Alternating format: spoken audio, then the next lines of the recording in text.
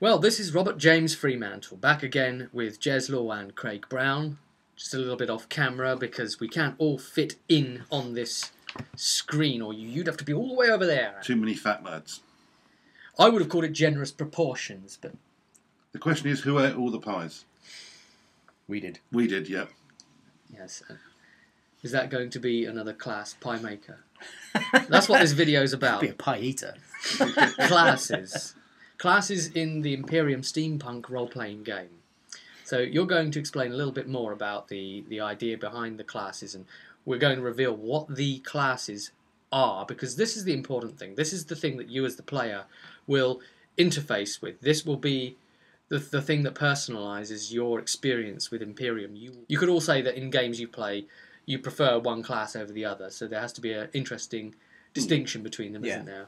Everybody's got archetypes in games, and you make a connection with that. Like, some people like to play thiefy, steely, sneaky sort of people. Other people like to play the intellectuals, so they're either mages or doctors, so on. Or they are DPS, like physical DPS, so they like to be in the thick of the action. They'll or shoot from afar. They're going to use a rifle, so on. So yeah, it's whatever's going to fit with your particular style of play, what you prefer to do. Now, we will just say, although you're not revealing too much mechanically, the way that the classes will improve is in a more organic sense, so you wouldn't be gaining experience. Yeah. Will you, sorry, just one. Yeah, this was the whole point, that, again, going back to what we've spoken about in the last video, about Empirium trying to be based in real life. It's based on a skill set where you might have an initial aptitude for something, but that's only all it ever is to start with. But the more you do it, the better you get at it. Yeah. A bit like the game Dungeon Siege on PC, whereas the more you practiced two-handed sword, for example, the better you got at this. Yeah. Whereas in Empirium, the more you practice, say, steam engineering, the better you'll get at it. Well, the other interesting thing is that from what I've seen, at least, the skills don't repeat over the classes. So that, because in some games... A couple of them do. A couple of them do, right. But in some games you've got like situations where, oh, he's threatening me because my skill up ability, because I want to be able to do this, and I want to be the one known as the thiefy type. Yeah. And this other guy's he's able to do some skills as well, access it, and God, he rolled really well and did it instead of me. Whereas a lot of this is like you play your role, isn't it? You've got this particular skill set that your class has, and the other guy can't access. That's the thing. We wanted it to be a game where you've got to this point in your character's life, and where you've been through schooling, through experience, through growing up, you've learned all of the things that mark you out as, using the example of a thief, you've learned all of the skills that would make you a thief. So you have the skills. It's not like you do a mission, at the end you get so much experience and you think, oh, I'll buy lockpick now. You have that skill. You're not very good at it now. And the more you practice it, the better you'll get at it. And that's so it allows you to skew the character to your particular bent. So if you want him to be a backstabbing, horrible little git, then make him that way. I think that there are a certain cross-class skills, if you like. For example, we'll come to this later, the actual classes, but there's Doctor and Field Medic. And they're basically both a healer, but the Field Medic will only ever be a trauma surgeon. A trauma surgeon, yeah. He'll patch you up and push you back in. He won't ever do research. He won't ever become, the finest surgeon in the Empire. Right. He'll be a bit, hack and just plasters over. And a typical, as you would expect it in a MASH tent somewhere in Korea. Yeah. An army surgical unit, whatever they were called. I forgot what it was. Mobile Army Surgical Hospital. That's the one. They literally are trauma surgeons. The whole point of them is to patch you up with a needle and thread, fill you full of brandy, send you back out the door again. Yeah, keep you alive. Yeah, long enough to do your job. But no, not much finesse.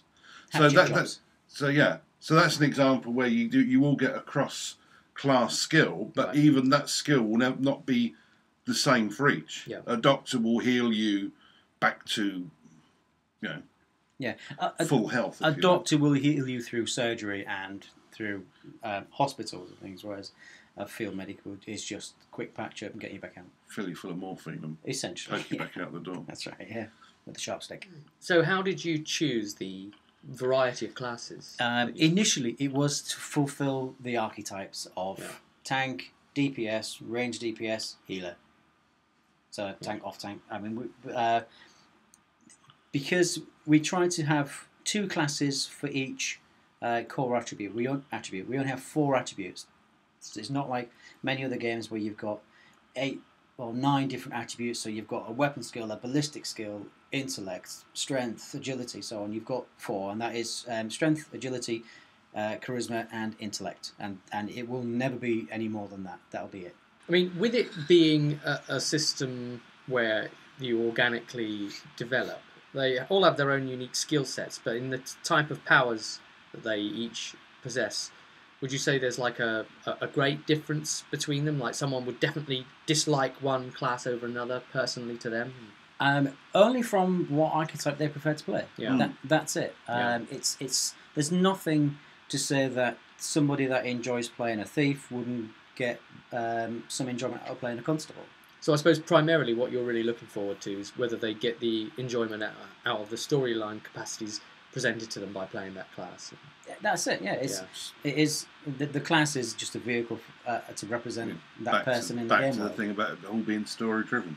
So with the different sort of roles that you've got there, would it be fair to say that somebody is a more support-based one rather than like the damage dealer? Absolutely, yeah. I mean, everybody, all the characters are capable of fighting and killing, essentially. But clearly, some are going to be better at it than others. Yes. From the classes. So you've got a soldier. A typical example: you have the soldier class and you have the steam engineer class. Now, the steam engineer, they're an engineer. Their craft is not death, but a soldier, that's their craft.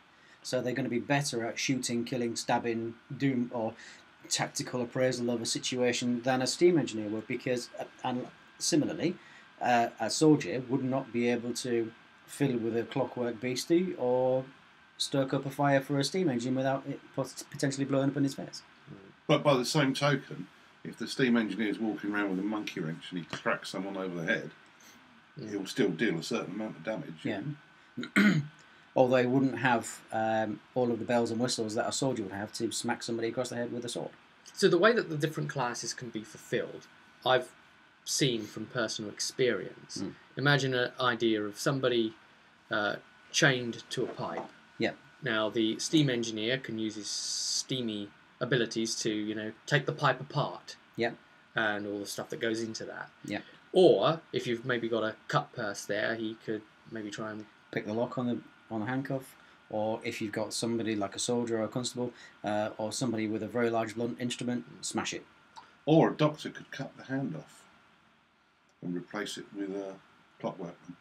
So really, it's not so much about what the module intends for you.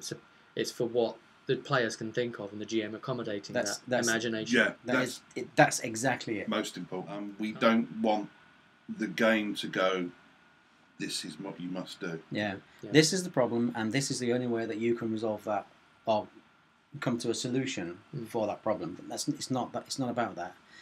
It's about engaging your brain and thinking of a possible way that is either going to be amusing or beneficial to all people involved, including the GM. I mean, it's not even when we just briefly mentioned about combat, but it's not about combat. If you choose to smack someone in the face, you might get on to the next bit of the game. But if you happen to choose to buy him a drink, you might get a whole load more information out of him. Right.